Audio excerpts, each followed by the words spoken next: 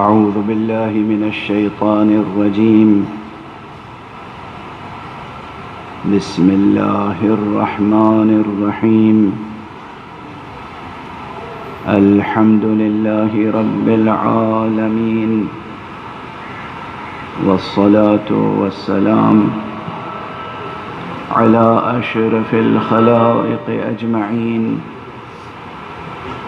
سيدنا وسيد الأولين والآخرين، حبيبنا وحبيب إله العالمين، إمام المرسلين وخاتم النبيين، أبي القاسم المصطفى محمد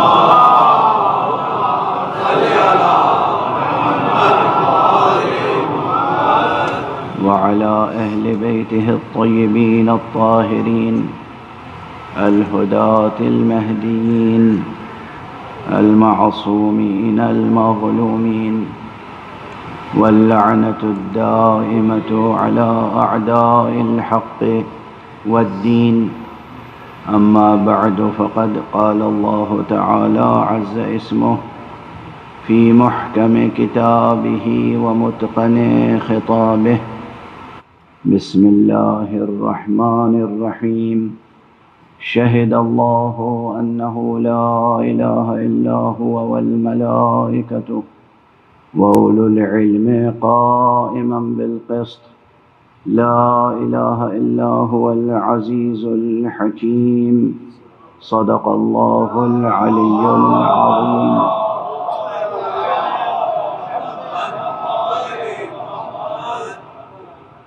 ایک اور بلند تر صلوات.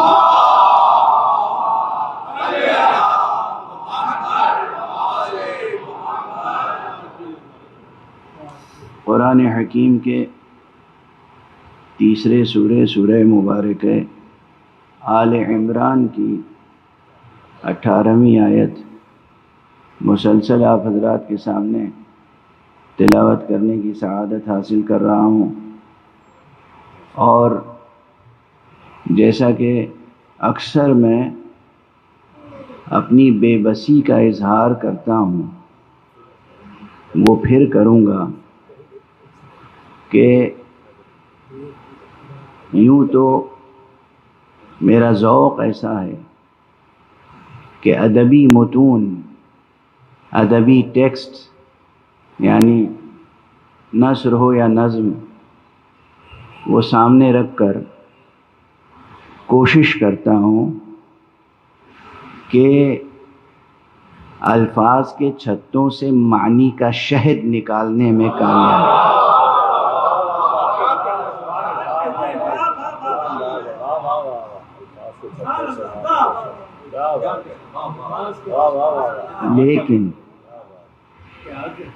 لیکن جب قرآن کی کوئی آیت سامنے آ جاتی ہے تو پھر کیفیت کچھ اور ہوتی ہے.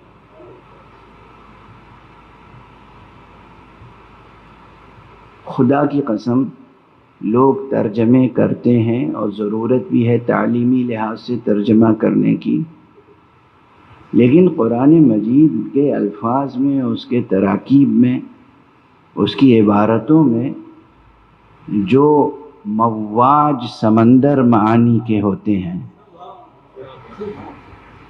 ان کا احاطہ کرنا ناممکن ہے. بس اگر کسی کا ذوق بیدار ہو جائے، چشم قلب بیدار ہو جائے، تو وہ دیکھ سکتا ہے اور محظوظ ہو سکتا ہے، لیکن چونکہ قرآن معجزہ ہے تو وہ اپنی عاجزی کا اعتراف کر سکتا ہے، ترجمانی کا حق ادا نہیں کر سکتا. یہ قرآن. بس شرط یہ ہے کہ قرآن مجید کو پڑھنے کے جو آداب ہیں وہ ملحوظ رکھے جائیں. یہی آیت جو مسلسل پڑھ رہا ہوں، مجھے اندازہ ہے کہ نصف سے زیادہ تو عشرہ گزر چکا، اور اب 3 مجلسیں باقی. حق ادا نہیں ہو پائے گا. صرف اس ایک سوال کا جواب مکمل طور پر نہیں ہو پائے گا کہ شہد اللہ انہ لا الہ الا ہو، اللہ خود گواہی دیتا ہے کہ کوئی معبود برحق نہیں ہے سوائے اس کے، تو کس کس طرح سے گواہی دیتا ہے؟ میں نے دو ایک نکات عرض تو کر دی، اور مترجمین و مفسرین نے جو کچھ لکھا ہے وہ بھی مطالعہ فرما لیجیے گا۔ فی الجملہ تقریباً یہی باتیں سب نے دہرائی ہیں کہ وہ گواہی دیتا ہے اس طرح سے کہ اس نے جو اس کائنات کو خلق کیا ہے، یہ خلقت خود گواہ ہے اس کے معبود برحق ہونے پر۔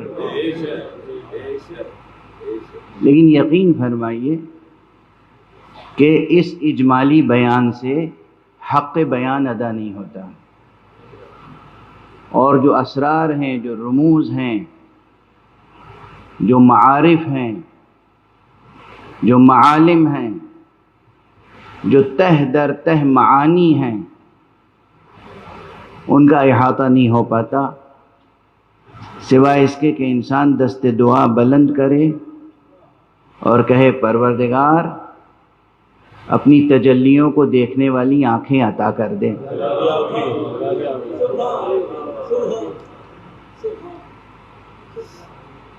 شہد اللہ انہ لا الہ الا ہو، اللہ خود گواہ ہے اور وہ خود گواہی دیتا ہے، اس نے خود گواہی دی ہے کہ کوئی معبود برحق نہیں ہے سوائے اس کے، الا ہو، والملائکۃ، اور اس کے ملائکہ گواہی دیتے ہیں۔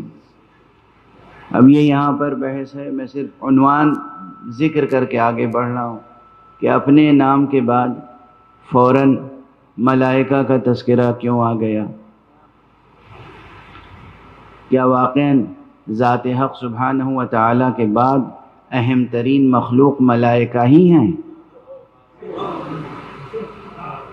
اور پھر یہ ملائکہ کی حقیقت کیا ہے؟ یہ ایک مفصل بحث ہے، میں عنوان قائم کر رہا ہوں اسے۔ یہ مفصل بحث ہے کہ ملائکہ کی حقیقت کیا ہے، ملائکہ کی قسمیں کتنی ہیں، اور کیا یہ کہ ذات حق کے بعد بلا فصل تذکرہ ملائکہ کا کیا جو گیا ہے تو وہ کس لیے کیا گیا ہے؟ اور اس کے بعد پھر ذکر آتا ہے وَأُولُو الْعِلْمِ قَائِمًا بِالْقِسْطِ، اور وہ صاحبان علم، وہ مالکان علم، وہ سروران کشور علم، وہ بھی گواہی دیتے ہیں، اور جتنے بھی گواہی دینے والے ہیں یہ سب گواہی دیتے ہیں قسط پر قائم رہتے ہوئے۔ اب یہ خود لفظ قسط جو ہے یہ بہت تفصیل طلب ہے کہ قسط سے مراد کیا ہے۔ عموماً ترجمہ کر دیا جاتا ہے قسط کا عدل، میں بھی گزشتہ چند روز سے یہی ترجمہ کر رہا ہوں کہ عدالت پر قائم رہتے ہوئے، عدل پر قائم رہتے ہوئے۔ عدل اور قسط میں کوئی ایک حرف بھی تو مشترک نہیں ہے، عین دال لام عدل، قاف سین طا قسط، بالکل روٹ ورڈ مختلف ہے، تو پھر قسط کا ترجمہ عدل کیسے ہو سکتا ہے؟ کیا یہ واقعاً مترادف ہے، مرادف ہے، یا کچھ تفاوت ہے دونوں میں؟ بہرحال ایک نقطہ ذکر کرتے ہوئے آگے بڑھ جاؤں۔ عدل تقریباً ان مفاہیم میں سے ہے جو فطری مفاہیم ہیں، بدیہی مفاہیم ہیں، ہر ذہن میں عدل کا ایک مفہوم موجود ہے۔ دیکھیے کچھ مفاہیم ایسے ہیں، کچھ کانسیپٹس ایسے ہیں کہ جس میں تخصیص نہیں ہے کسی گروہ کی، ہر انسان کے ذہن میں وہ مفہوم پایا جاتا ہے، کوئی پڑھا لکھا ہو یا پڑھا لکھا نہ ہو،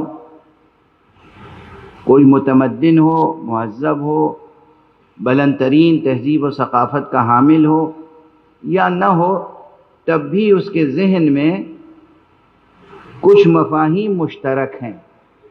اور ان مفاہیم کا مطالعہ ایک بڑا دلچسپ مطالعہ ہے کہ تمام انسانوں کے ذہنوں میں جو مفاہیم، جو کانسیپٹس مشترک ہیں، جو حقائق مشترک ہیں، وہ کیا کیا حقائق ہیں، کتنے ہیں؟ بہت دلچسپ، یہ ایک مفصل مطالعے کا عنوان ہے۔ میں مثال دے دوں، مثلا ایک پہلی مثال تو یہ کہ عدل وہ تصور ہے جو ہر انسان کے ذہن میں موجود ہے، چاہے وہ خود عدل کرتا ہو یا نہ کرتا ہو۔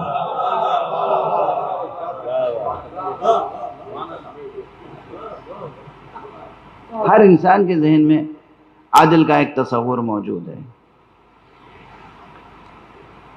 اور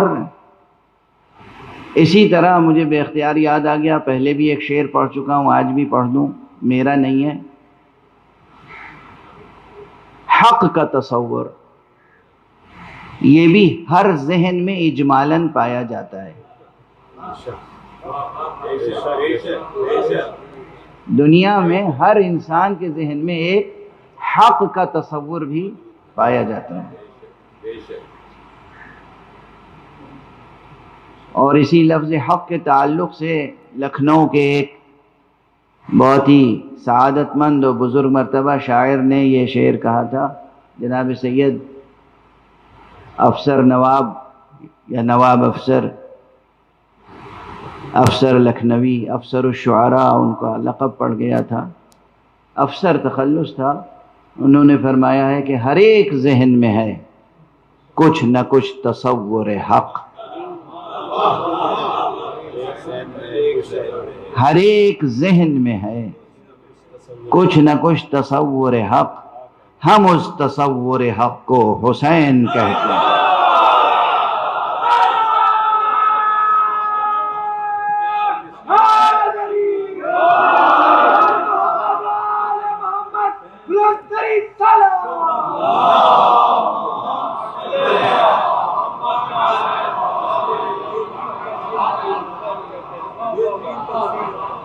ہر ایک ذہن میں ہے کچھ نہ کچھ تصور حق، ہم اس تصور حق کو حسین کہتے ہیں۔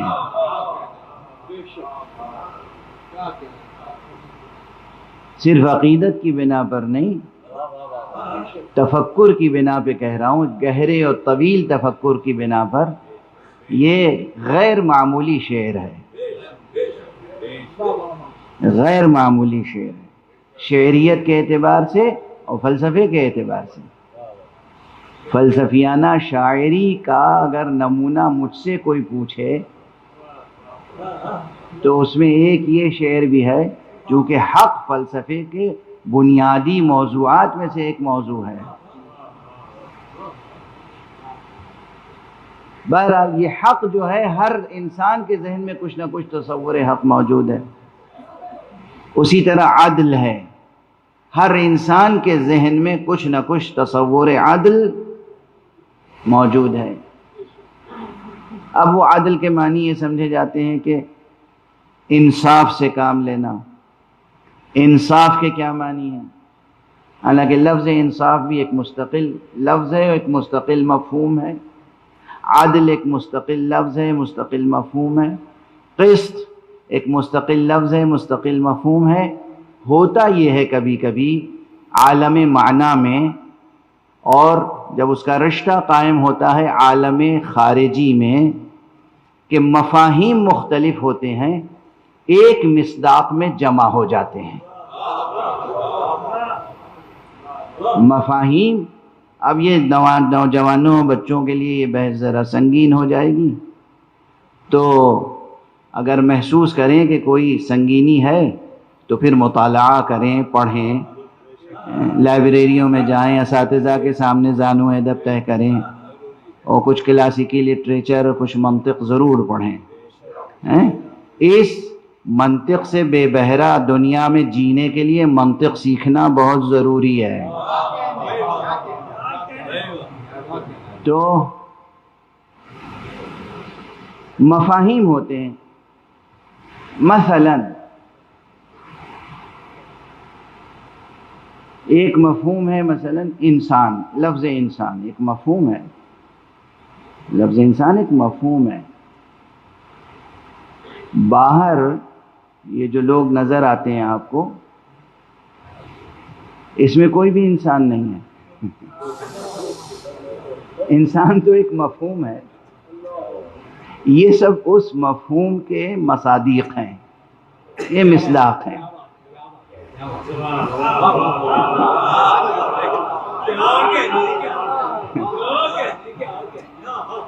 اب وہ کون سچا مصداق ہے، کون کتنا مصداق ہے، کون کیسا مصداق ہے، یہ الگ ایک بحث ہے. آدمی ایک لفظ ہے، اس کا ایک مفہوم ہے. بشر ایک لفظ ہے، اس کا ایک مفہوم ہے. بشر الگ، بے شین رے بالکل الگ ایک لفظ ہے، اس کا الگ مفہوم ہے. انسان الف نون سین الف نون، اس میں نہ بے آیا نہ شین آیا نہ رے آیا، وہ الگ لفظ ہے الگ مفہوم ہے. انسان الگ لفظ ہے الگ مفہوم ہے. آدم الگ لفظ ہے بالکل الگ مفہوم ہے. آدمی الگ لفظ ہے الگ مفہوم ہے. مگر آپ کسی ایک شخص کو دیکھ کر کہتے ہیں ہاں یہ انسان بھی ہے، یہ آدمی بھی ہے، یہ بشر بھی ہے، معلوم ہوا مفاہیم الگ الگ تھے مگر ایک شخص پر آ کر منطبق ہو گئے.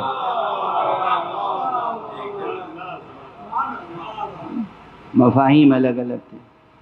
تو ایسے ہی اب بشر کا لفظ آ گیا زبان پر تو یہ جملہ دہرا دوں اپنا، ہم آپ بشر کہلاتے ہیں، اس میں کوئی شک نہیں ہے. لیکن بڑی مشکل یہ ہے کہ اس ہمارے نام بشر کا اگر پہلا حرف ہٹا دیا جائے تو بس شر بچ جاتا ہے.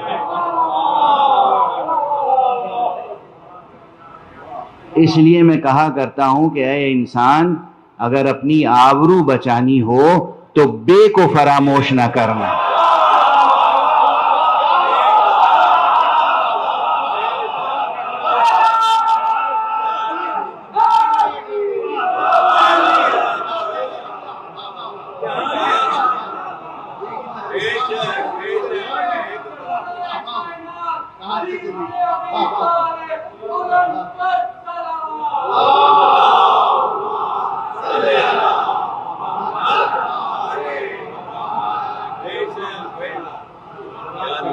بائے بسم اللہ سے اگر جدا ہو جائے تو انسان بس شر رہ جاتا ہے اور کچھ نہیں رہ جاتا. ایک ہم آہنگ طور پر بلندر صلوات پڑھ دیں.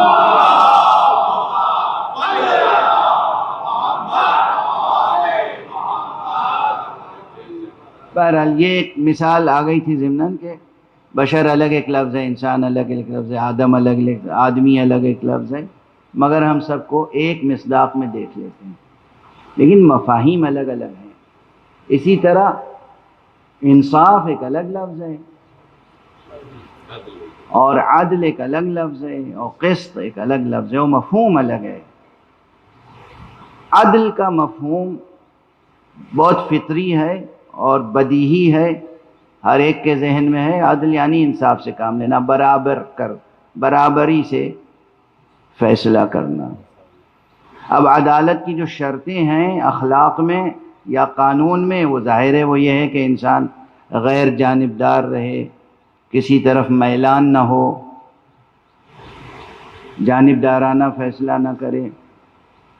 لیکن لفظ قسط میں حق معنی میں، یعنی معنی کے دل میں یہ موجود ہے لفظ، یہ خارجی شرط نہیں ہے، یہ اس کے اندر موجود ہے کہ باطل سے، ظلم سے، جور سے، جانبداری سے میلان دوسری طرف ہو اور پھر عدل کرے انسان. یعنی اصلاً اس کے فیصلے میں، اس کی عدل میں کہیں سے بھی جھکاؤ نہ ہو باطل کی طرف، میلان نہ ہو، ذرا سا بھی میلان نہ ہو کسی ایک جانب کہ جانبداری کا داغ لگ سکے یا شبہ پیدا ہو سکے. قسط کے ایک معنی یہ بیان کیے گئے ہیں. تو جو گواہی دیتا ہے خود پروردگار، جو گواہی دیتے ہیں ملائکہ، جو گواہی دیتے ہیں اولو العلم وہ اس درجے پر ہیں کہ معمولی درجہ عدل نہیں ہے ان کا، وہ درجہ عدل ہے جہاں ایک ذرہ برابر بھی میلان بھی نہیں ہے کہیں بے انصافی کی طرف، میلان بھی نہیں ہے جانبداری کی طرف۔ بے انصافی ہمیشہ نہیں ہوتی، معمولی سی جانبداری کا بھی۔ اور ایک اور معنی بیان کیے گئے ہیں لفظ قسط کے قرآن مجید میں۔ اللہ سبحانہ و تعالیٰ کے اوصاف میں یہ بھی ہے کہ وہ عادل ہے، اور یہ بھی ہے کہ وہ محسن ہے، اور عدل سے برتر ایک مقام ہے مقام احسان۔ تو مقام قسط وہ ہے کہ جہاں عدل اس طرح کیا جائے کہ عدل کے تقاضے پورے ہو جائیں اور احسان کے بھی تقاضے پورے ہو جائیں، یہ ہے مقام قسط۔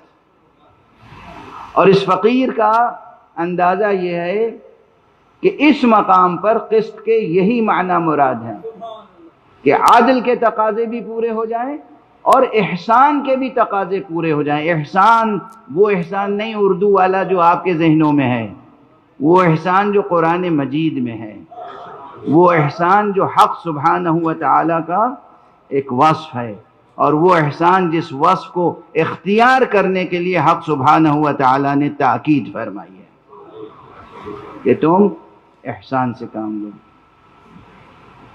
اللہ امر فرماتا ہے کہ تم عدل سے کام لو اور احسان سے کام لو۔ تو قسط وہ مقام ہے، ایک کلمہ ہے قسط، لیکن اس کے اندر مفہوم کیا ہے کہ عدل کے بھی تقاضے پورے ہو جائیں اور احسان کے تقاضے بھی پورے ہو جائیں۔ ہم عام انسانوں کو دیکھتے ہیں کہ ممکن نہیں ہوتا کہ کوئی انسان عدل کے تقاضے پورے کر سکے، چہ جائے کہ وہ عدل کے بھی تقاضے پورے کرے اور احسان کے بھی تقاضے پورے کرے۔ اسی لیے بہت تفصیلی بحث اور جستجو اور تفکر اور تعمق کے بعد یہ عرض کر رہا ہوں کہ یہاں پر جو اولو العلم قائما بالقسط ہے، اس میں کوئی غیر معصوم مراد ہو ہی نہیں سکتا۔ جو بھی اس مقام پر ہوگا وہ معصوم ہی ہو سکتا ہے، غیر معصوم نہیں ہو سکتا۔ اور یہ بھی غور فرمائیں، اب یہ تمثیل سمجھ لیں یا تقریب ذہن کے لیے، یعنی ذہن کو قریب کرنے کے لیے ایک مضمون سے۔ تقریب کے معنی سیلیبریشن صرف نہیں ہوتے ہیں، تقریب کے معنی ہوتے ہیں قریب کرنا۔ تو تقریب ذہن یعنی ذہن کو کسی معنی سے، کسی مفہوم سے، کسی حقیقت سے قریب کرنا۔ تقریب ذہن کے لیے عرض کر رہا ہوں کہ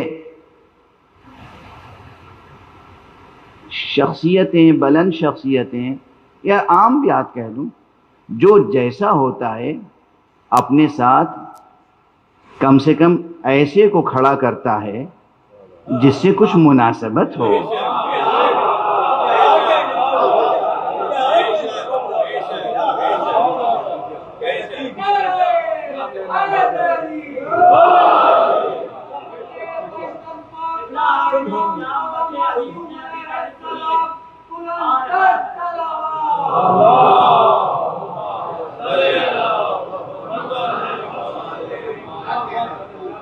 یعنی اگر کسی آپ چیف جسٹس کو کہیں دعوت دیجیے تو وہ کیا کرے گا اپنے ساتھ؟ دوسرے ججز صاحبان کو، جسٹس صاحبان کو لے جائے گا۔ اگر وہ بہت انکساری اور وزاداری اور خاکساری اور تواضع سے کام لے گا تو ہو سکتا ہے وہ اپنے پرانے دوستوں کو یاد رکھے کہ بھئی میں سپریم کورٹ کا جج بن گیا تو کیا ہوا، لیکن وہ فلاں شخص جو ہے وہ میرا دوست تھا، میرا ساتھی تھا، میرے شب و روز میں شریک کار رہا کرتا تھا، اب وہ سپریم کورٹ میں نہیں ہے، ہائی کورٹ میں ہے، تو کیا ہے اسے بھی ساتھ لے چلیں۔ لیکن جو حضرات کرسی پر آتے ہی انسانیت کے جامے سے باہر ہو جاتے ہیں، وہ ان پرانے دوستوں کو بھی بھول جاتے ہیں. تو وہ ظاہری طور پہ بس یہ دیکھتے ہیں کہ میں چیف جسٹس ہوں تو بس میرے ساتھ سپریم کورٹ کے سینئر ترین جو جسٹس صاحبان ہیں بس وہی جا سکتے ہیں اور کوئی نہیں میرے ساتھ کھڑا ہو سکتا. تقریب ذہن کے لیے عرض کر رہا ہوں. اور یہ بیماری کسی میں پیدا ہو سکتی ہے، خاص طور سے کیپٹلزم کی تہذیب میں پروان چڑھنے والوں میں یہ بیماریاں زیادہ ہوتی ہیں. یہ جو کیپٹلزم ہے نا یہ بہت موذی مرض ہے، اور خاص طور سے ویسٹرن کیپٹلزم. اس سے زیادہ خطرناک کینسر عالم انسانیت کے لیے کوئی دوسرا نہیں ہے. تو اس نے جو کلچر پیدا کیا ہے وہ بزنس مین طبقہ بھی ہو مثلا، تو اگر وہ بلند سطح پر ہے، رچ کلاس ہے، بالکل اوپری سطح ہے، تو ذرا سا بھی اپنے نیچے جو ہے اس کو اپنے قریب بیٹھنے نہیں دیتا. وہیں پتہ چل جاتا ہے کہ یہ سرمایہ دار صاحب ہیں، انسان نہیں ہیں.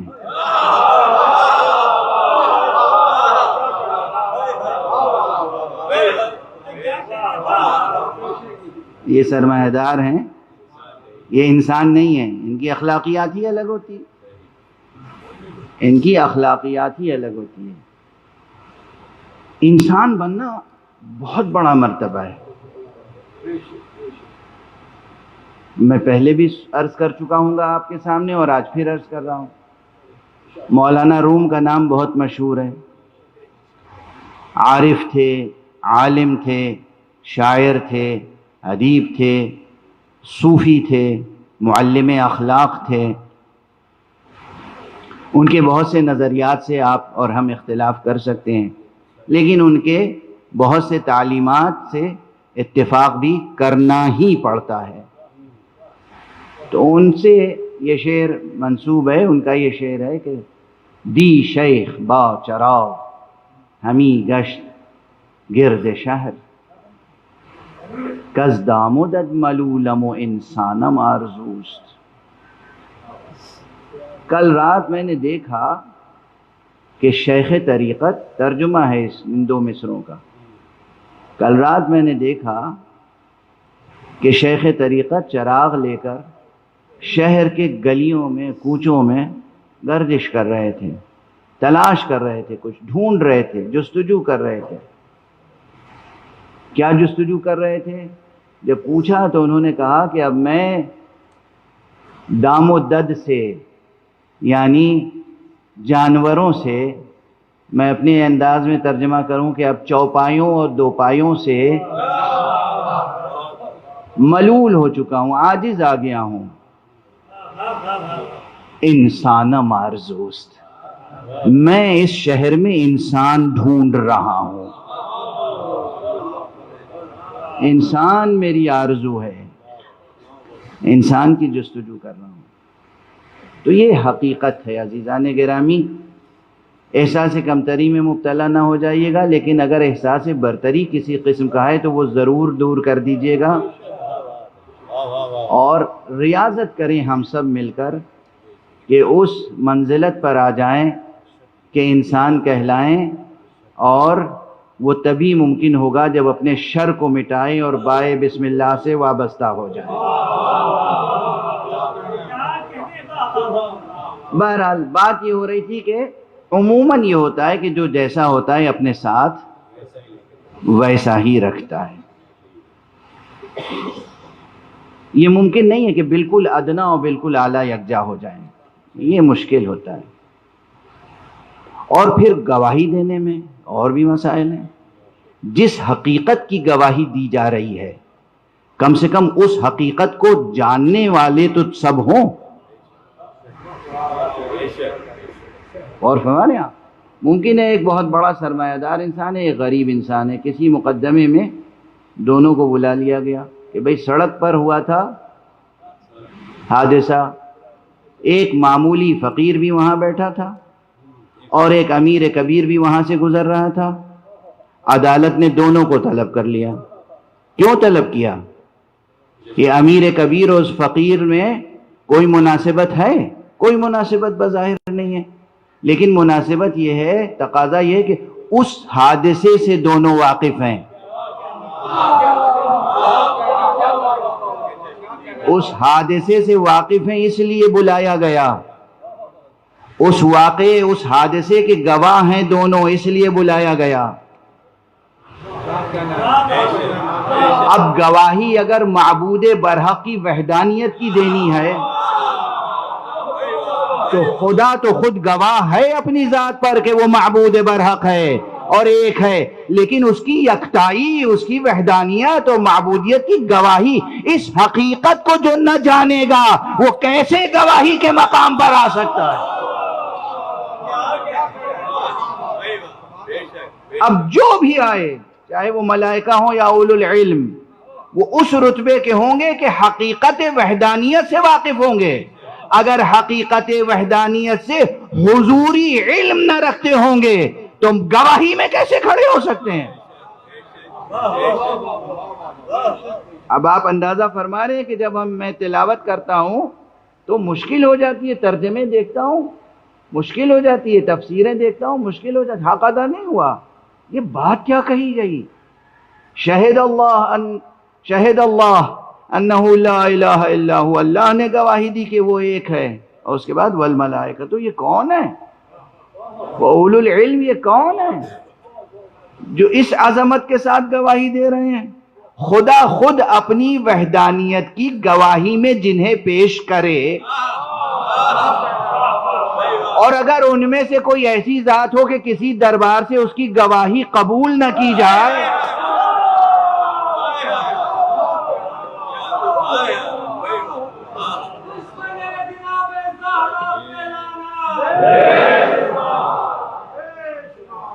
اور ہمارے اور اللہ جنہیں گواہی میں پیش کرے اپنی وحدانیت۔ عام مفسرین کہتے ہیں انبیاء اور اوصیاء، ہاں بے شک انبیاء اور اوصیاء، انبیاء اور اوصیاء، ٹھیک ہے، سب نے تقریباً فی الجملہ یا بالجملہ سب نے لکھا کہ اولو العلم سے مراد یہاں پر انبیاء یا اوصیاء۔ اچھا، امیر المومنین علی ابن ابی طالب علیہ السلام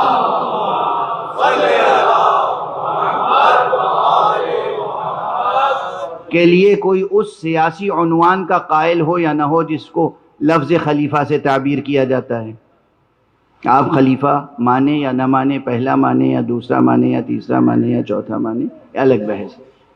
اس سے کوئی انکار نہیں کر سکتا کہ علی وصی نبی تھے، اس سے کوئی انکار نہیں کر سکتا کہ وہ وصی نبی تھے۔ تو اگر انبیاء اور اوصیاء کا عنوان قائم ہوگا تو اس میں سے علی علیہ السلام کو نکالا نہیں جا سکتا، اور جب علی انبیاء اور اوصیاء کے دائرے میں داخل ہیں اور وہ اس رتبے پر ہیں کہ اللہ ان کو اپنی وحدانیت اور معبودیت کی گواہی میں پیش کرے، تو پھر اس سے چھوٹے چھوٹے معاملات دنیا میں جتنے بھی ہوں گے، کہیں بھی علی گواہی دے دیں تو وہ گواہی معتبر ہونی چاہیے۔ ایک صلوات پڑھ دیجئے محمد۔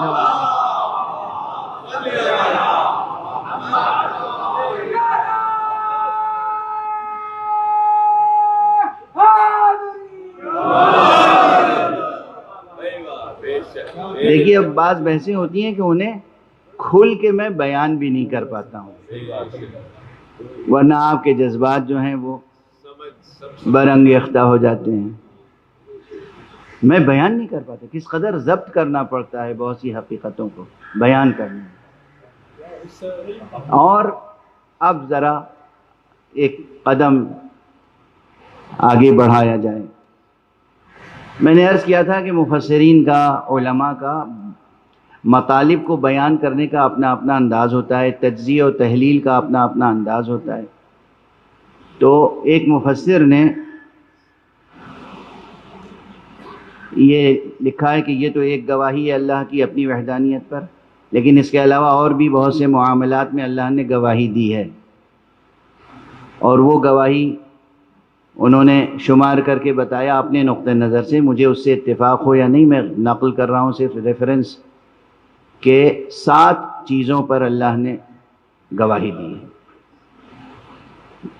اس میں سے پہلی چیز یہ ہے کہ اپنی وحدانیت پہ گواہی دی، دوسری چیز قرآن مجید کی حقانیت پہ گواہی دی کہ یہ قرآن حق ہے، اور طرح طرح سے گواہی دی ہے، اور تیسری چیز جس پہ گواہی دی ہے وہ نبوت مصطفیٰ صلی اللہ علیہ وسلم۔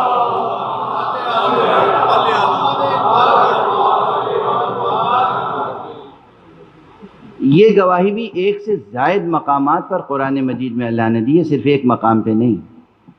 ایک مقام وہ ہے کہ جس کی طرف کل میں نے اشارہ کیا اور پرسوں بہت ہی تیزی سے اشارہ کیا تھا، کل ذرا تفصیل سے اس آیت پہ گفتگو ہوئی کہ جس میں کہا گیا ہے، سورہ مبارکہ رعد کی آخری آیت، جس میں کہا گیا ہے کہ وَيَقُولُ الَّذِينَ كَفَرُوا لَسْتَ مُرْسَلًا قُلْ كَفَى بِاللَّهِ شَهِيدًا بَيْنِي وَبَيْنَكُمْ وَمَنْ عِنْدَهُ عِلْمُ الْكِتَابِ۔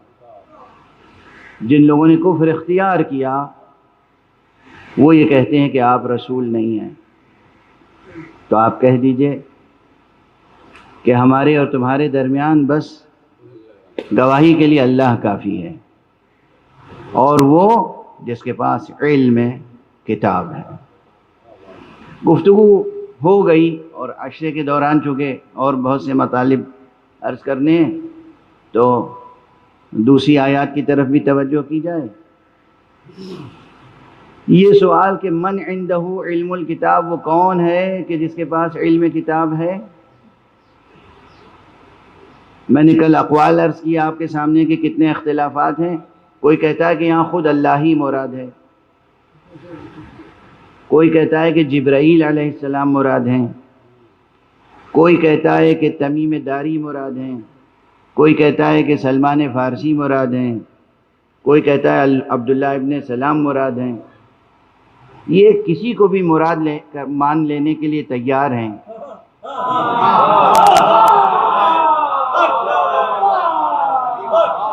مگر علی انہیں قبول نہیں ہے۔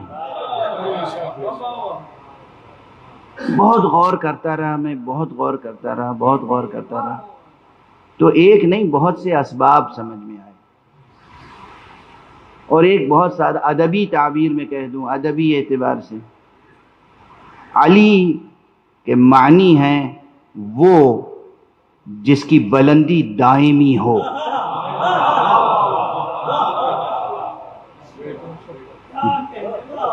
وہ جس کی بلندی دائمی ہو، یعنی بلندی اس سے جدا نہ ہو۔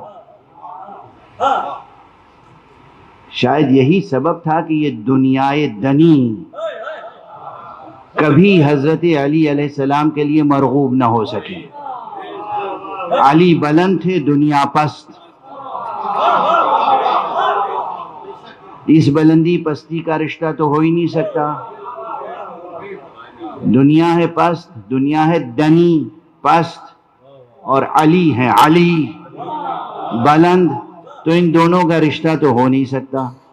اور پھر جب یہ حقیقت واضح ہو جائے تو جو نظر آئے کہ وہ علی کو قبول کرتا ہے، علی سے خوش ہوتا ہے، علی کی ولایت قبول کرتا ہے، علی کا عشق اس کے دل میں ہے، علی سے انس ہے، الفت ہے، عقیدت ہے، مودت ہے، جو جس رتبے پہ ہے، جس کے اندر جتنا علی سے قرب پائیے گا اتنا ہی وہ بلند محسوس ہوگا، اور جو علی کو قبول نہیں کر سکے گا کسی جہت سے، معلوم ہو جائے گا کہ پستی کی کس انتہا میں ہے۔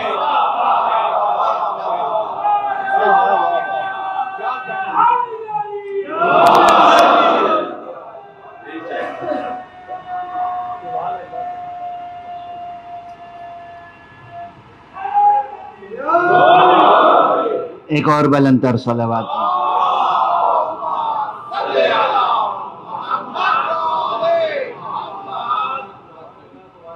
یہاں جو ذیلی بحثیں یا مسائل سامنے آ جاتے ہیں اس کی طرف بس اب آج اشارہ کر دوں۔ ایک دوسری آیت کی طرف آج اشارہ کرنا چاہتا تھا لیکن وقت گزر گیا، اور وہ بھی بہت اسی سورہ مبارکہ آل عمران میں ہے، یہ جو آیت پڑھ رہا ہوں روزانہ یہ 18ویں آیت ہے، اور وہ آیت غالباً 81ویں آیت ہے، بس عدد ادھر سے ادھر ہو گیا ہے غالباً۔ اگر اگر میرا حافظہ صحیح کام کر رہا ہے تو وہ 81ویں آیت ہے غالباً، اور وہ یہ ہے کہ وَإِذْ أَخَذَ اللَّهُ مِيثَاقَ النَّبِيِّينَ لَمَا آتَيْتُكُم مِّن كِتَابٍ وَحِكْمَةٍ ثُمَّ جَاءَكُمْ رَسُولٌ مُصَدِّقٌ لِّمَا مَعَكُمْ لَتُؤْمِنُنَّ بِهِ وَلَتَنصُرُنَّهُ قال أَأَقْرَرْتُمْ وَأَخَذْتُمْ عَلَى ذَلِكَ مِنْ إِصْرِي قالوا أقررنا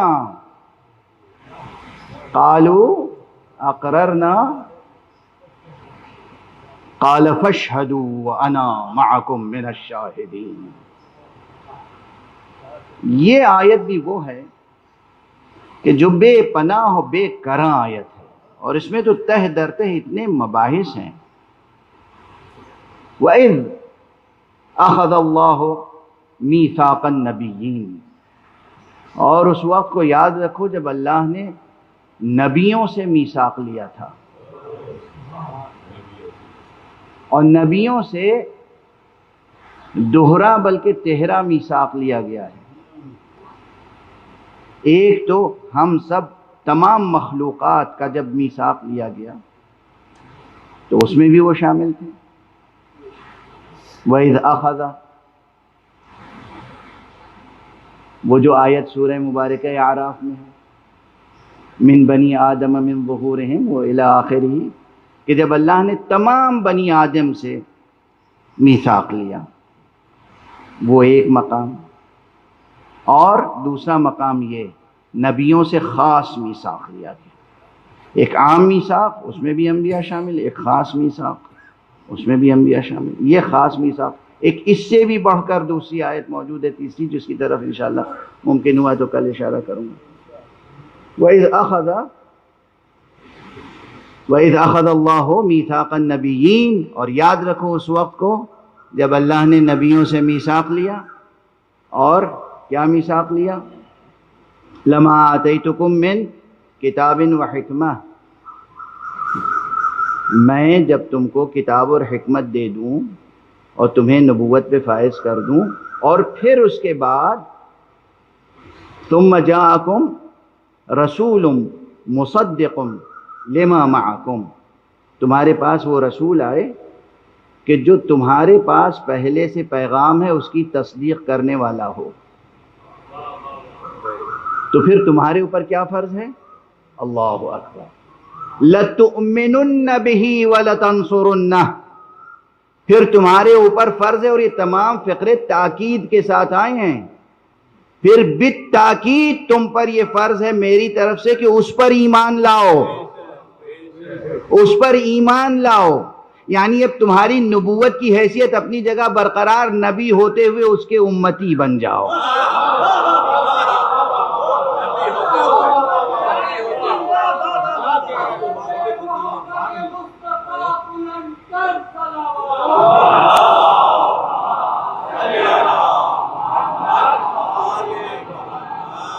ذرا مقام تو دیکھیے اپنے پیغمبر کا، جب ہم اپنے پیغمبر حضرت ختمی مرتبت صلی اللہ علیہ وآلہ وسلم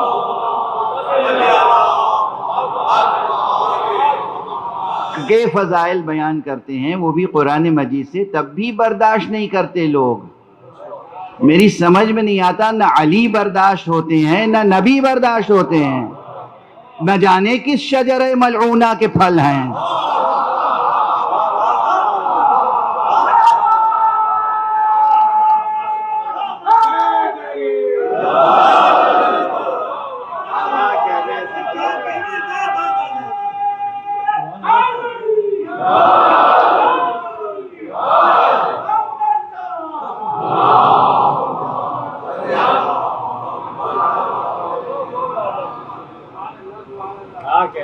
نبی کے فضائل برداشت نہیں، نبی کے مراتب، مناقب، فضائل برداشت نہیں۔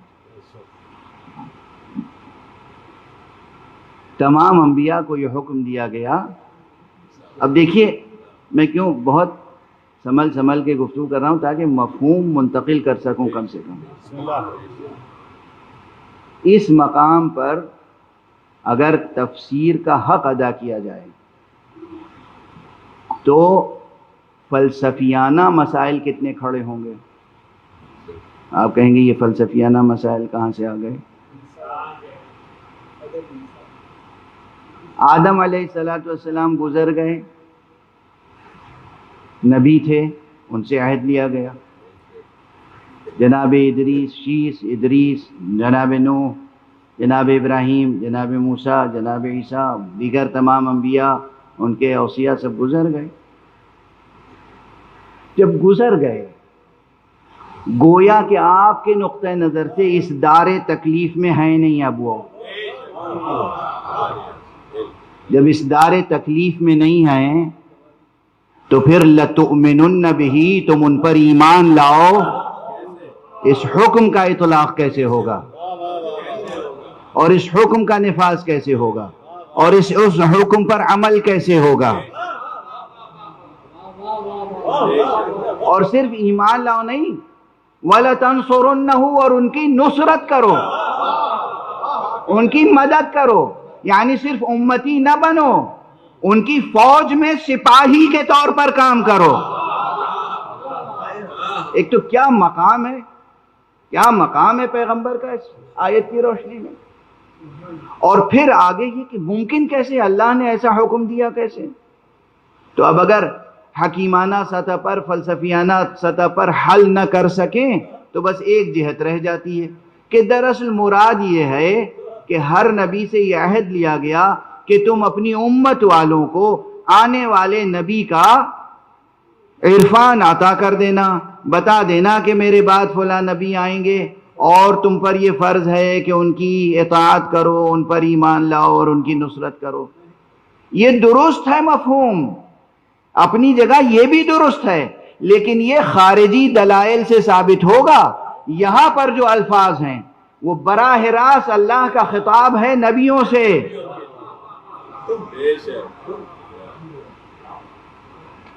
نبیوں سے خطاب ہے براہ راست کہ تم ایمان لاؤ گے. لَتُؤْمِنُنَّ بِهِ، بالتاکید، تاکید کے ساتھ کہا جا رہا ہے کہ تم ضرور بالضرور ایمان لاؤ گے ان پر.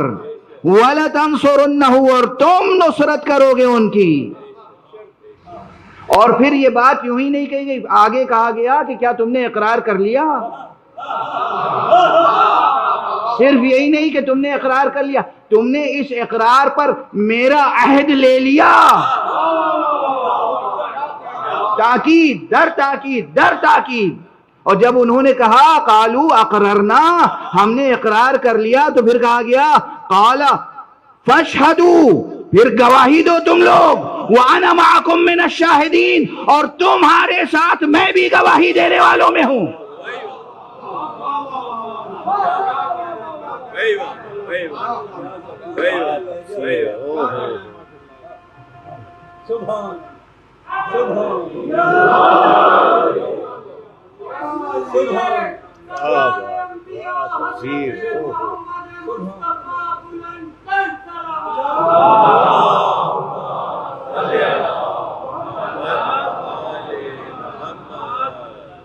یہ ایسا مسئلہ نہیں ہے جسے سرسری طور پہ گزر جائے. پورا فلسفہ زمان و مکان تہو بالا ہوگا. ماننا پڑے گا کہ بس یہی ایک زمین ہے یا اور بھی زمینیں ہیں. ماننا پڑے گا یہی ایک حلقہ زماں ہے یا اور بھی زماں کے حلقے ہیں. ماننا پڑے گا کہ ان میں تداخل بھی ممکن ہے یا نہیں ممکن ہے. یعنی ممکن ہے کہ کوئی کہیں کسی اور حلقہ زماں میں ہو اور وہ اس حلقہ زماں میں آئے اور جائے باذن خدا، جب چاہے آئے اور جب چاہے جائے. یعنی ٹائم زون جیسے آپ نے یوں مقرر کر لیے ہیں، واقعی حلقے اور دائرے ہیں. ایک زمان کا حلقہ ہے، اس پہ دہر کا حلقہ ہے، اس پہ ضربت کا حلقہ ہے. اگر ایسا نہیں تسلیم کریں گے تو آیت حل نہیں ہوگی. اور اگر یہ تسلیم یوں نہ کر رہے ہوں تو پھر اس آیت کی روشنی میں ان روایات معراج کی طرف بھی غور کر لیجئے. کہ جب پیغمبر اکرم صلی اللہ علیہ وآلہ وسلم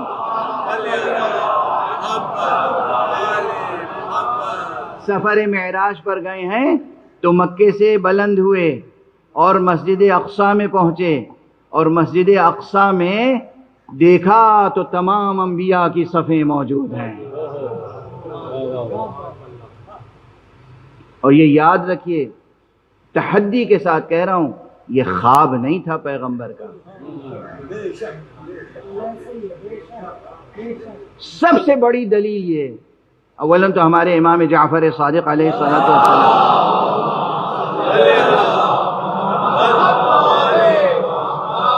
نے ارشاد فرمایا ہے کہ جو معراج جسمانی کا منکر نہ ہو، جو معراج جسمانی کا منکر ہو، مقر نہ ہو، اقرار نہ کرتا ہو، وہ کافر ہے۔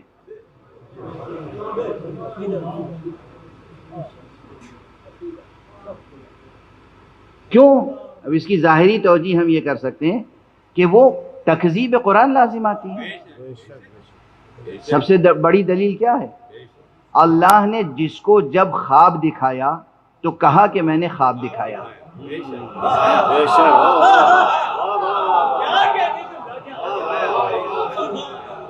جناب ابراہیم کو خواب دکھایا تو کہا کہ خواب دکھایا۔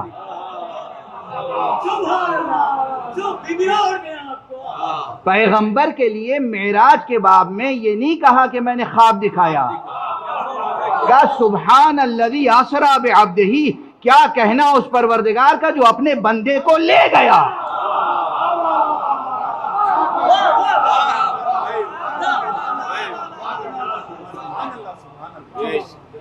واضح ہے، بہت صاف مسئلہ ہے۔ پروردگار نے جسے خواب دکھایا کہا کہ میں نے خواب دکھایا، خود پیغمبر کو جہاں خواب دکھایا کہا میں نے خواب دکھایا۔ لیکن یہاں خواب نہیں دکھایا اور فعل کا انتساب پیغمبر کی طرف نہیں کیا۔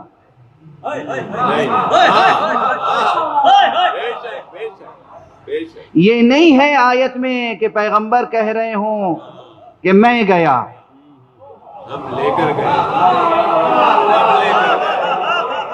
خدا کہہ رہا ہے میں لے گیا۔ کس کو جھٹلانے کی جرات کر رہے ہو؟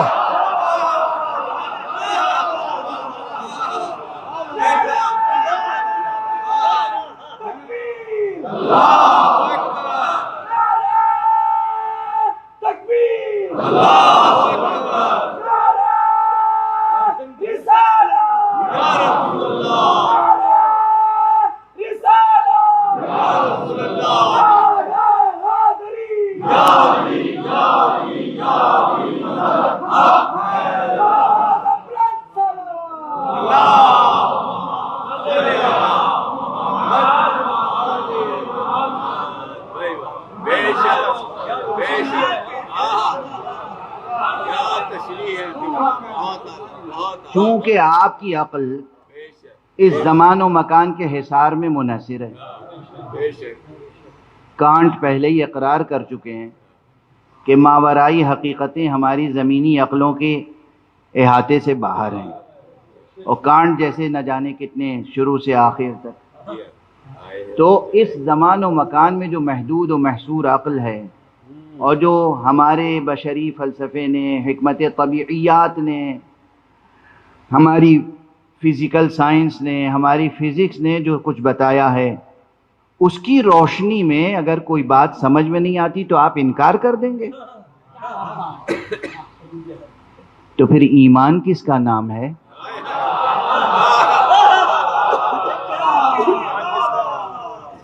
اور ایمان بالغیب کس کا نام ہے؟ ایمان شرط ہے نا؟ یا آپ کہہ دیں گے نہیں خواب تھا۔ اب یہ نہیں میں ذکر کرنے کی ہمت کر پا رہا ہوں کہ کس کس نے کہا ہے کہ خواب تھا۔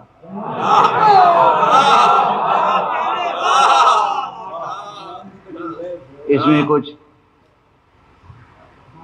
پردہ داروں کے نام بھی آتے ہیں، اور کچھ تخت نشینوں کے نام آتے ہیں، کچھ پردہ نشینوں کے نام آتے ہیں، اور کچھ تخت نشینوں کے نام آتے ہیں.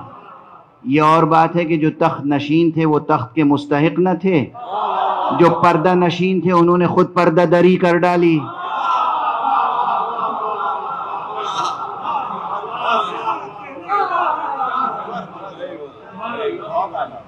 لیکن بہرحال نام آتے ہیں کہ بھئی وہ خواب تھا، خواب نہیں تھا، حقیقت تھی. اللہ سبحانہ و تعالی نے فرمایا سبحان الذی اسرا. اسرا میں جو ضمیر چھپی ہوئی ہے کس کی طرف راجع ہوتی ہے؟ الذی سے کون مراد ہے؟ سبحان الذی. الذی کون ہے یہاں پر؟ اس کے بعد فعل ہے اسرا. اسرا میں ضمیر ہے، کس کی طرف راجع ہوتی ہے؟ اللہ کی طرف. اللہ کہہ رہا ہے کیا کہنا اس ذات کا جو ذات لے گئی. جانے والے کے حسد اور بغض میں لے جانے والے کی عظمت کا انکار.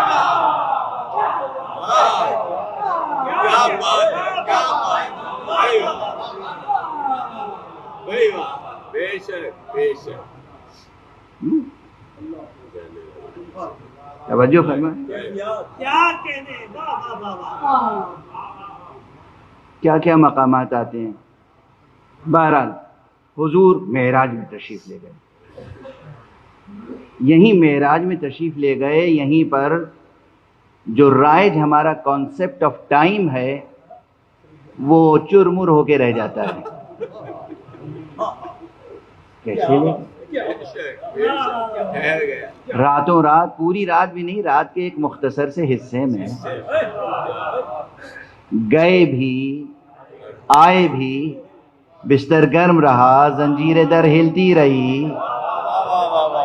اور ادھر معلوم ہے اتنا طویل سفر طے کیا کہ پورے 5 وقت کی نمازیں پڑھی.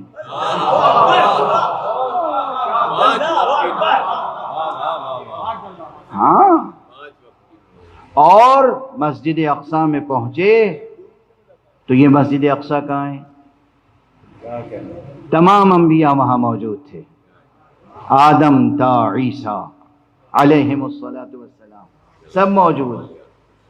پیغمبر خاتم النبیین ہیں، اول النبیین ہیں، سید الانبیاء ہیں، سید المرسلین ہیں، مگر انسان کامل ہیں. خود نہیں بڑھ گئے آگے.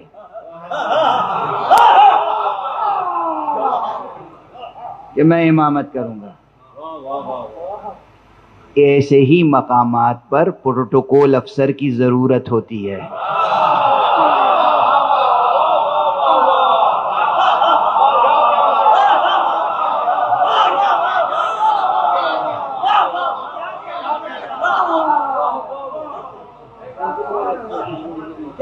تو وہ حق سبحانہ و تعالی نے جبرائیل کو بھیجا. جبرائیل نے حضور سے کہا امامت آپ فرمائیں گے.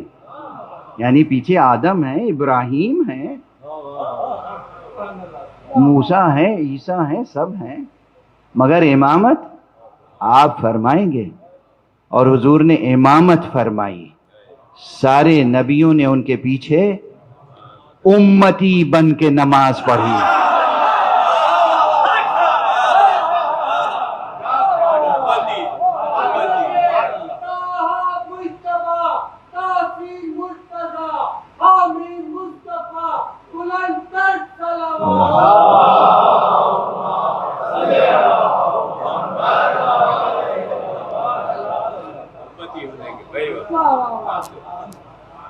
اب یہاں ٹھہر کے خود اس کو کیسے ہم حل کریں؟ قرآن کو جھٹلا نہیں سکتے. قرآن کے مضمون سے مطابق جو حدیثیں ہیں ان کو بھی نہیں جھٹلا سکتے. اگر کوئی ایسی حدیث ہے کہ جو مطابق مضمون قرآن نہیں ہے اسے رد کر دیجئے، بالکل رد کر دیجئے. لیکن جو حدیثیں، جو روایتیں مضمون قرآن سے ہم آہنگ ہیں یا تضاد کا رشتہ نہیں ہے انہیں ہم رد نہیں کر سکتے. اب یہاں حل کیسے کریں؟ تو یہیں پر مجبوری ہوتی ہے کہ فلسفہ بھی پڑھیں، عرفان بھی پڑھیں، حکمت بھی پڑھیں، طبیعیات بھی پڑھیں، اور ما فوق طبیعیات کو بھی پڑھیں. عام اصطلاح ما بعد الطبیعیات، میں کہتا ہوں ما فوق الطبیعیات. ما بعد الطبیعیات کوئی چیز نہیں ہوتی، ما فوق الطبیعیات حقیقتیں ہوتی ہیں. ایک صلوات پڑھ دیجئے محمد.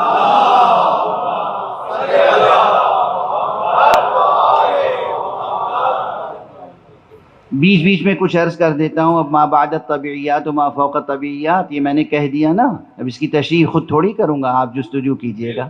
سمجھ میں نہ آئے تو پھر دریافت فرما لیجئے گا، عرض کر دوں گا. تو یہیں پر ضروری ہوتا ہے کہ concept of time, nature of time, حقیقتیں کیا ہیں، یہیں پر ٹریلوجی آف ٹائم، تسلیس زمان کے نظریے تک پہنچتے ہیں کہ کہیں سب موجود ہیں اور وہ جب چاہیں آ سکتے ہیں، جب چاہیں جا سکتے ہیں.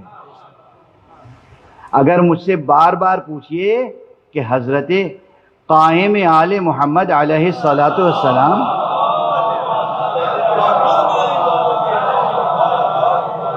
کہاں ہیں، کس پردہ غیب میں ہیں، کس جگہ ہیں، تو میں یہی عرض کروں گا کہ جہاں وہ تمام انبیاء ہیں وہاں یہ بھی موجود ہیں.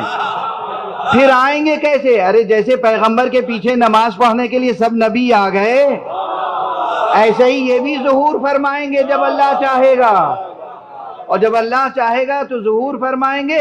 اور پھر وہ منظر ہم اپنی آنکھوں سے دیکھیں گے کہ جیسے مسیح نے مصطفیٰ کے پیچھے نماز پڑھی تھی ویسے ہی عیسیٰ جان مصطفیٰ کے پیچھے نماز پڑھے.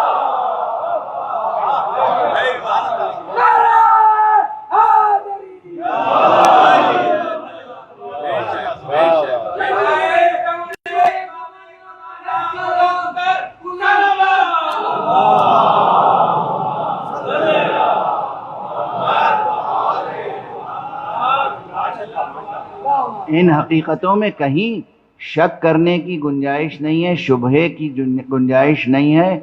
شیطانی یا نفسانی یا جاہلانہ وسوسوں کو دل و دماغ سے دور کر دیا کیجئے. یہ وہ مقامات ہیں جو قرآن کی روشنی میں، فرقان کی روشنی میں اور حقیقی وجدان کی روشنی میں اسے درک کرنے کی کوشش کیجئے. اللہ نے تمام نبیوں سے عہد لیا کہ تم ان پر ایمان لاؤ گے، اور بہت گفتگو ہے یہاں پہ، واقعا دل گھٹ گھٹ جاتا ہے کہ جو مطالب عرض کرنے چاہیے وہاں یہاں پر وہ عرض کرنے کے لیے وقت نہیں ملتا، اور پھر اس کو ایک مطلب کو کہنے کے لیے جو ضروری تمہیدیں ہیں وہ بھی عرض کرنا پڑتی ہیں. تمام نبیوں کو ایمان لانے پہ تاکید، پھر نصرت پر تاکید، تو کیا، اور پھر عہد اور سنگین عہد، اقرار اور عہد. اقررتم، تم نے اقرار کر لیا اور میرا عہد لے لیا. اور پھر انہوں نے کہا کہ اقررنا، تو پھر کہا فاشہدوا وانا معکم من الشاہدین، گواہی دو میں تمہارے ساتھ گواہوں میں ہوں. اب یہ کہہ دینا بالکل آخر میں کہ میں تمہارے ساتھ گواہوں میں ہوں، تو اب کوئی اولو العزم ہو یا اولو العزم نہ ہو، ویسے کوئی ترک اولا ہو جائے تو ہو جائے، مگر اس مسئلے میں نہیں ہو سکتا. بس اب سربستہ لفظوں میں اتنا ہی کہہ سکتا ہوں. اور اس کے بعد بھی جو آیت ہے وہ قیامت کی آیت ہے کہ فمن تولی بعد ذلک، جو اس کے بعد فاولئک هم الفاسقون، اللہ اکبر، جو اس کے بعد بھی روگردانی کرے وہ دین سے خارج ہو جانے والوں میں سے. ظاہر ہے نعوذ باللہ انبیاء پہ تو اس کا اطلاق ہو ہی نہیں سکتا. اس کا اطلاق یقیناً ان امتیوں پر ہے کہ جن کو پیغمبر کوئی پیغام دیں اور وہ پیغمبر کے پیغام کو نہ لیں.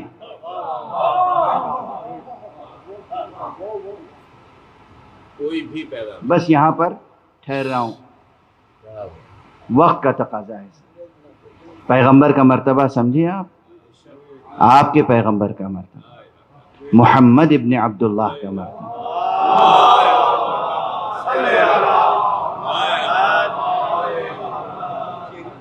رسالت مآب کا مرتبہ، صاحب معراج کا مرتبہ، سمجھے آپ؟ اب اگر صرف فضائل و مناقب و شمائل پیغمبر پہ گفتگو ہو تو پیغمبر کے مراتب، ان کے شمائل لفظوں میں بیان کروں تو ممکن نہیں ہے، مگر آپ کے لیے ایک لفظ کہہ دوں، اللہ نے اپنے پیغمبر کی کئی شبیہیں بنائی تھیں۔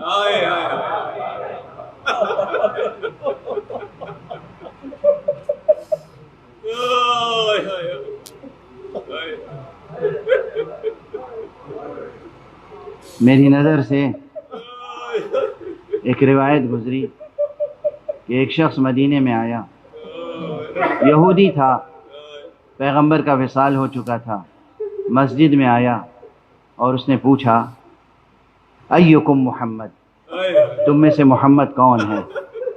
اصحاب یہ جملہ سن کے رونے لگے۔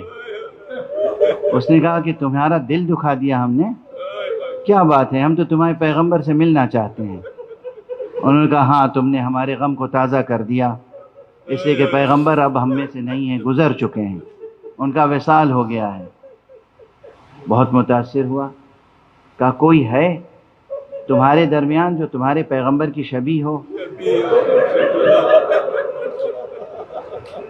تاکہ ہماری کتابوں میں، ہمارے صحیفوں میں جو پیغمبر کا تذکرہ ہے ہم اسے ملا لیں اور پھر ایمان لے آئیں۔ تو مجبور ہوئے لوگ کہ ان کو لے کے دروازہ علی ابن ابی طالب پر آئے۔ حضرت امیر المومنین نے امام حسن کو اور امام حسین دونوں کو سر سے پیر تک سجایا، سر پہ عمامہ رکھا، قبا پہنائی، ردا پہنائی، سامنے لا کے کھڑا کر دیا، کہا یہ دونوں شبیہ مصطفیٰ۔ اس نے سراپائے امام حسن کو دیکھا، سراپائے امام حسین کو دیکھا، اور اس کے بعد مشرف بہ اسلام ہوا، قبول کیا اس نے اسلام۔ میں نے تیزی سے، چونکہ وقت گزر چکا ہے، تیزی سے یہ روایت آپ کے سامنے عرض کر دی۔ اس کے بعد دوسری روایت میری نظر سے گزری، اور میرے استاد مکرم اور معظم، میرے برادر معظم کے استاد جناب آیت اللہ علامہ سید محمد مہدی الخطیب السویج نے اپنی کتاب میں اس کو لکھا ہے۔ کہا کہ اس کے بعد یہ واقعہ ہوا کہ جناب امیر علیہ السلام کی بھی شہادت ہو چکی تھی، امام حسن کی بھی شہادت ہو چکی تھی، اور صرف امام حسین مدینے میں تھے۔ اس زمانے میں بھی ایسے ہی ایک شخص آیا اور اس نے پوچھا کہ مسلمانوں کے پیغمبر ہیں موجود؟ کہا گیا نہیں، وہ وفات پا چکے۔ کہا پھر میں کیسے سمجھوں کہ پیغمبر جن کو تم مانتے ہو پیغمبر وہ حقیقی پیغمبر تھے؟ میں چاہتا ہوں کوئی ایسی تصویر ہو کہ جس سے میں ان اوصاف کو، ان شمائل کو ملا لوں، تطبیق کر لوں کہ جو میں ہماری کتابوں میں۔ لوگ اس کو لے کر خانہ حسین ابن علی پہ آ گئے۔ آقا حسین نے جب اس کا سوال دریافت کیا، استفسار معلوم کیا، اور اس نے بیان کیا کہ ہم تو نبی کی زیارت کرنا چاہتے ہیں، آپ نے اپنے بیٹے علی اکبر کے سر پہ رسول کا عمامہ رکھا، رسول کی قبا پہنائی، رسول کی ردا پہنائی، زلفیں آراستہ کی اور لے کر اس کے سامنے آ گئے۔ اس نے سراپائے حضرت علی اکبر کو دیکھا، کتاب میں شمائل پیغمبر کو پڑھا، ایک ایک چیز ملاتا چلا گیا، اور اس کے بعد کہا اشہد ان لا الہ الا اللہ۔ وہ مشرف بہ اسلام ہوا، لیکن اس نے جب سر اٹھایا تو دیکھا آقا حسین کا روح مبارک آنسوؤں سے تر ہے، ریش مبارک سے آنسو قطرہ قطرہ ٹپک رہا ہے، آنکھوں سے آنسو ابل رہا ہے۔ اس نے کہا میں نے آپ کو بہت زحمت دے دی، بہت تکلیف پہنچا دی، میں تو مبارکباد پیش کرنا چاہتا ہوں کہ اتنا عظیم اور عزیز بیٹا اللہ نے آپ کو عطا کیا ہے کہ جو شبیہ پیغمبر ہے۔ امام نے فرمایا کہ یہ بتا اگر ایسا کوئی بیٹا تیرے پاس ہوتا تو اس کی حفاظت کس طرح کرتا؟ کہا میں حفاظت کس طرح کرتا؟ میں اس طرح 7 پردوں میں محفوظ رکھتا کہ کسی کی نظر نہ پڑنے پائے، کسی کی نظر بد نہ کھا جائے، امام گریہ فرماتے رہے. کہا آپ کو واسطہ ہے آپ کے جد کا, آپ کو واسطہ ہے خدا کا, یہ بتائیے تو صحیح اس قدر گریہ کیوں فرما رہے ہیں؟ کہا تمہیں نہیں معلوم میرا یہی بیٹا ہوگا. اور کربلا کے بن میں اس کے سینے پہ نیزے سے وار کی.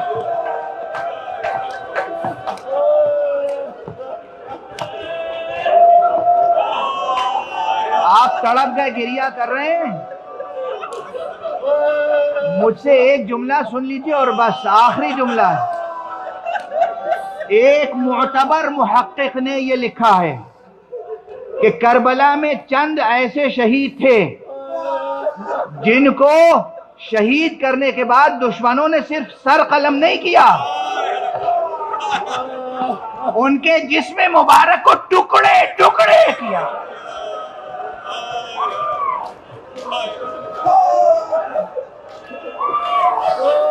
ان شہداء میں جن کے جسم کو دشمنوں نے خود ٹکڑے ٹکڑے کیا ہے, ان میں ایک شبیہ ہے پیغمبر علی اکبر ہے.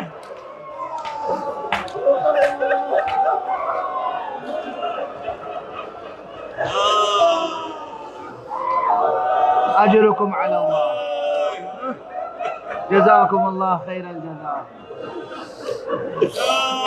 اب ہم لوگ مقام مصائب میں شبیہیں لے کر آ رہے ہیں. مقام مصائب میں کچھ جذبات نگاری کرتے ہیں نا شعراء بھی خطباء بھی. میں صرف اتنا پوچھتا ہوں کہ 11 محرم کو جب سید سجاد, پوری تاریخ لکھی کہاں گئی؟ مورخین اہل بیت کے وفادار کب تھے جو جزیات لکھتے؟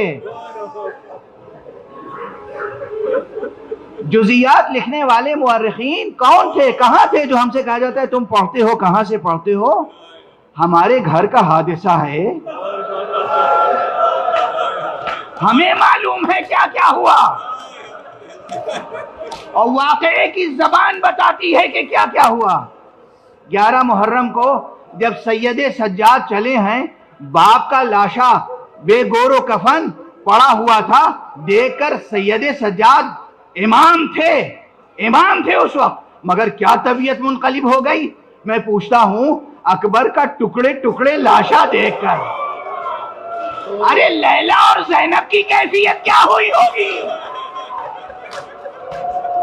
اسی لیے زبانوں پر تھا واہ محمدہ واہ علیہ واہ حسنہ واہ حسین.